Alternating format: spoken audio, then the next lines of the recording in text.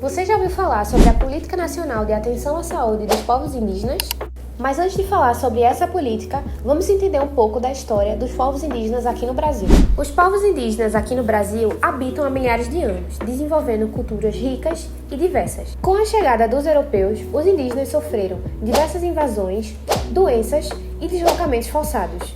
Porém, os indígenas resistiram e seguem lutando pelos seus direitos. Porém, essa política busca garantir um atendimento diferenciado aos povos indígenas, respeitando suas tradições e necessidades específicas. Nesse vídeo, vamos entender a importância dessa política para a saúde indígena no Brasil. Desde a colonização, a saúde dos povos indígenas esteve ligada às ações missionárias e do governo. Em 1910, foi criado o SPI, o Serviço de Proteção ao Índio, que buscava integrar os indígenas ao sistema produtivo. Em 1950, foi criado o SUSA, Serviço de Unidades Sanitárias Aéreas. Já em 1967 surgiu a FUNAI, que levava assistência à saúde de forma esporádica. Apenas no ano de 2002 surgiu a Política Nacional de Atenção à Saúde dos Povos Indígenas. Dessa forma, a saúde dos povos indígenas ficou mais específica e estruturada. Agora vamos chamar um convidado que entende sobre o assunto. Estamos agora com um convidado para falar um pouco melhor sobre o assunto. Prazer conhecer vocês, estar com vocês. Eu sou Eduardo Bezerra, sou biomédico, sanitarista. Estou como diretor-geral da Vigilância Ambiental do Estado de Pernambuco. Sou chucuru, né? E também estou como conselheiro estadual dos distritos, né? Do Distrito Especial de Saúde Indígena, representando o governo do Estado. Vamos começar agora a entrevista relacionada à Política Nacional de Saúde dos Povos Indígenas. Então, Eduardo, vamos começar a primeira pergunta, né? Para começar, você poderia explicar de uma forma resumida o que seria a Política Nacional de Atenção à Saúde dos Povos Indígenas e qual é o principal objetivo?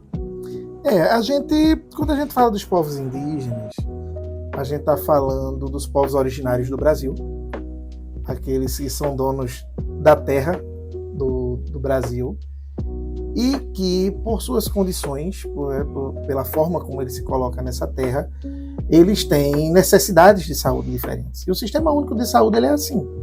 É um sistema que ele é feito para trabalhar, equalizar essas diferenças, equalizar essas diversidades, garantir saúde para todo mundo, respeitando a lógica de cada existência humana, individual ou em grupo. Então, a Política Nacional de Saúde dos Povos Indígenas, ela visa trazer isso com conhecimento do que são esses povos indígenas, como é que esses povos indígenas vivem, qual é a sua cultura, o que é importante para eles, quais são os seus problemas de saúde mais recorrentes, né? Respeitando todas essas suas particularidades e ainda assim garantir uma saúde pública de qualidade para eles. Pronto, sabendo disso, a política garante o direito da população indígena a um atendimento diferenciado e respeitoso, como está previsto, ou ainda precisa de melhorias nesse sentido? Não, ela precisa de muita melhoria, porque a aplicação de uma política pública, ela não é apenas a política pública em si, ela não é um cumpra-se, ela não é um faça. Eu tenho a política e você vai ter que fazer. A gente tem que pressupor que esses profissionais que chegam e fazem esse atendimento, que não acontecem apenas nas aldeias, não acontecem apenas nos territórios, eles acontecem no Sistema Único de Saúde como um todo, porque o sistema de saúde indígena ele é exclusivo para o indígena até o nível de atenção primária. Depois disso, ele passa a ser um sistema que ocorre em hospitais, em policlínicas, que é dentro da estrutura geral de todo mundo. E a gente tem que pressupor que isso é operado por pessoas, e essas pessoas elas têm culturas diferentes, são pessoas que têm ideias diferentes, têm formas diferentes de pensar. Então, a relação com o povo indígena é uma relação ainda muito cheia de preconceitos, é muito cheia de exclusão, é muito cheia de interesses, os interesses econômicos e coisas desse tipo. Então, isso faz com que essa política ela seja uma luta constante, entendeu? Essa política que ela seja uma luta constante. E aí a gente precisa garantir que estes povos eles estejam com essas garantias em dia, entendeu? Toda hora. Verdade. Trazendo um pouco, né, relacionado sobre o financiamento da saúde indígena, os recursos são suficientes para atender as necessidades das comunidades? Não, definitivamente não. Não é uma atenção fácil, não é uma atenção barata. Quando você olha para Pernambuco, você tem comunidades de relativamente fácil acesso. São comunidades que elas estão no máximo a 1 hora do centro urbano mais próximo. Então são comunidades de fácil acesso. Se você observar que na Amazônia, por exemplo, a gente tem comunidades que para você sair do centro urbano mais próximo e chegar a essa comunidade, você faz 4 dias de viagem, revezando barco, avião, picape, coisa do tipo, e que para chegar nisso você precisa... É um tipo de atendimento que não é baseado apenas na presença do profissional de saúde. Você tem, por exemplo, um antropólogo que faz esse tipo de aproximação. Você tem os cuidados tradicionais também, reconhecendo as lideranças tradicionais de cada local. Então, os recursos são muito insuficientes, porque é um país de dimensão continental, é um país com acessos completamente diversos, né, difíceis de serem feitos, né, e que tem um conjunto de perigos e coisas. A gente viu agora há pouco os Kaiowá, que passam por toda uma situação, a quantidade de comunidades indígenas que passam por questões de conflito de terra, né, conflito por conta de exploração de minério e coisa do tipo. Então a gente tem um recurso extremamente insuficiente para dar conta das necessidades de um povo tão diverso, com tantos desafios. Verdade. Falando um pouco agora sobre os profissionais de saúde que atuam nas áreas, né? Recebem uma formação adequada para lidar com a realidade dessa população? Se procura fazer. É importante a gente dizer que muitos desses profissionais são profissionais que eles são das próprias etnias. Então, a atenção à saúde indígena é uma atenção que procura se buscar profissionais que vêm também das etnias, que eles compreendem esse processo daí, como é que ele está funcionando, como é que ele especificamente ele trabalha, né? Mas nessa impossibilidade nem sempre você tem. A formação, por exemplo, de enfermeiros, de médicos, de psicólogos, de dentistas, tudo isso é muito difícil de você ter em todas as etnias. Muitas vezes são etnias que são compostas por menos de 100 pessoas, né? Comunidades isoladas. Então é preciso se fazer uma formação adequada. Nem todo mundo tem. O programa Mais Médicos ele é muito bom, mas, por exemplo, você não espera que um médico que venha do Mais Médicos ele já caia dentro de uma comunidade conhecendo aquela cultura.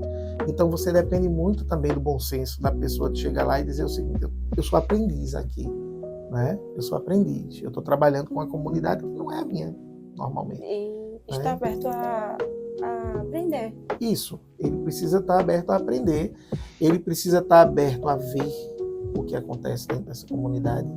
Então a gente tem esse desafio aí para fora. Não é algo que se aprende na universidade, né? O conhecimento tradicional é um conhecimento que se tem dentro das comunidades. Então você não vai ser uma disciplina sua da faculdade. O máximo que você vai ter é isso que a gente está vivenciando aqui, né? Mas só a vivência mesmo é que vai te dizer como é que você vai lidar com cada comunidade. É preciso a gente saber que cada território é uma nação. Então, o Brasil é um país com um conjunto gigante de nações. Pernambuco tem entre 14 e 16 nações. Então, cada local desse é como se fosse uma nação diferente. Entendeu? Então, é um aprendizado diferente em cada uma delas. Agora, falando um pouco, né, sobre a política. A política, ela prevê a participação da população indígena na gestão da própria saúde. Isso acontece de fato? Como funciona essa participação? Sim, isso é uma coisa que acontece de fato. Tanto é que a gente tem o Conselho Distrital de Saúde Indígena, que é o CONDISE. Então, o CONDISE ele é composto por representantes das etnias, são indígenas que compõem essa política, que dizem o que é que precisa, o que é que precisa ser feito, como é que vai ser feito, quando vai ser feito, né? Então a gente tem essa participação. Também tem a participação dos entes governamentais. No meu caso, eu sou, apesar de ser chucuru, eu sou conselheiro pelo ente governamental, entendeu? Então, mas eles fazem, é uma política extremamente participativa, apesar de que ela é participativa até o momento em que os recursos são assinados.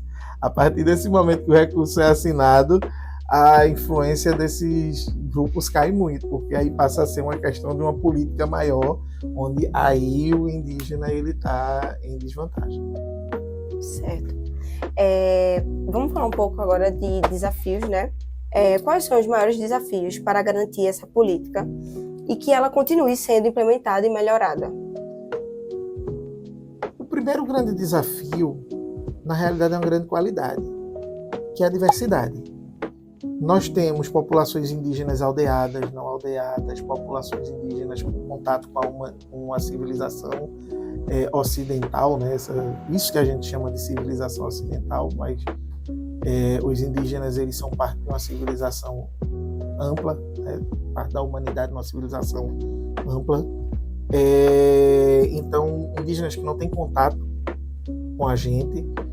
Então, isso faz com que essa diversidade ela seja um grande desafio. Às vezes você vai atrás para garantir uma população que está no meio de uma mata e tudo que você tem é rastro dela. Você nunca viu um elemento dessa etnia. Você tem rastro, você tem vestígio, né? E você tem que garantir isso nele. O não contato é saúde para esse tipo de população. A partir do momento que ele entra em contato com a gente, ele adoece, né?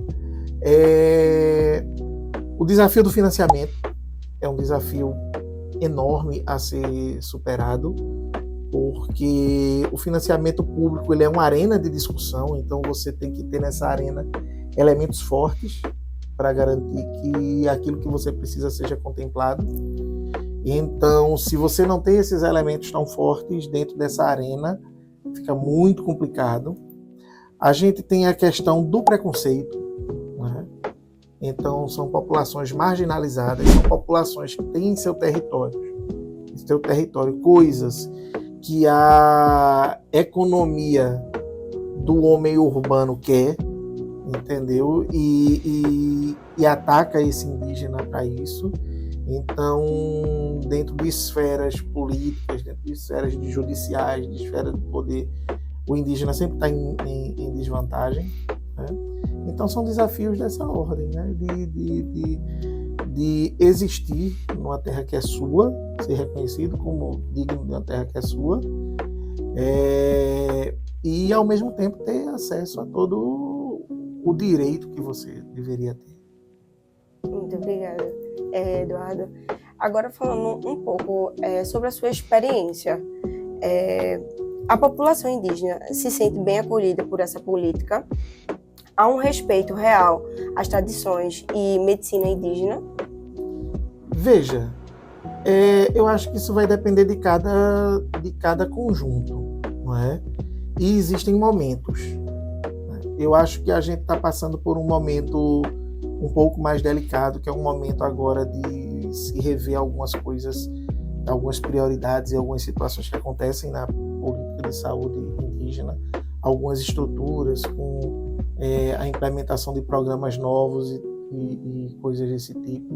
Todas essas implementações elas sempre são muito difíceis, porque elas promovem mudanças e é preciso a gente saber que comunidades tradicionais são comunidades que vivem num tempo, um timing diferente do timing do povo da cidade.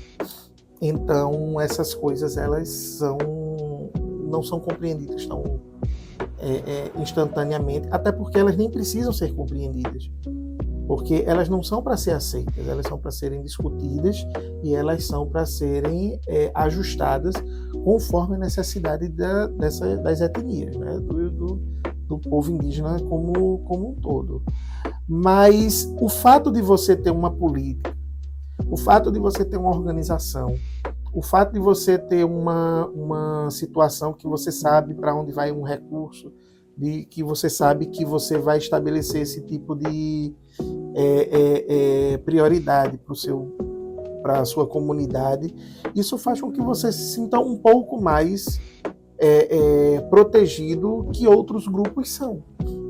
Por exemplo, quilombolas, ciganos, assentados, não tem esse tipo de política. Então eles não têm esse grau de proteção que em algum momento o indígena vai ter. Mas isso não significa que o indígena está mais ou menos protegido por conta disso, né? Mas é sempre bom ter algo nesse sentido na retaguarda. E agora, né, para a gente finalizar, se você pudesse mudar algo na política nacional da atenção de saúde dos povos indígenas hoje, o que seria prioridade? Mudar o homem branco. Eu acho que a gente tem um Brasil de uma diversidade muito incrível. A gente tem uma sorte muito grande de ter uma comunidade indígena como a gente tem. E que ela é parte da nossa identidade. Mas ela está lidando com coisas que são muito fortes para ela. Porque o indígena, ele vive... O mundo do indígena é o espectro da sua comunidade, da sua natureza, né, das suas tradições. E para quem está dentro do ambiente urbano, isso parece ser muito pouco, mas para eles é um tudo deles, né? Tudo nosso também, eu enquanto indígena, né? Mas essa conjugação desses dois ambientes, do povo urbano com os povos indígenas dos territórios, ela ainda é muito conflituosa. E eu mudaria a forma de ver, eu mudaria a forma da gente lidar, eu mudaria a forma da gente financiar. Porque o principal elemento muitas vezes está ficando de fora, porque você tem que encaixar isso tudo na burocracia que não cabe dentro dessa discussão. Então, o que a gente tem com relação o que eu mudaria, estaria muito nessa base daí de tudo que, apesar da gente contar com algo que muitos grupos não contam, mas ainda tem muita coisa que a gente precisa. Na hora da efetivação é que a gente vê que a gente precisa ter algo mais forte.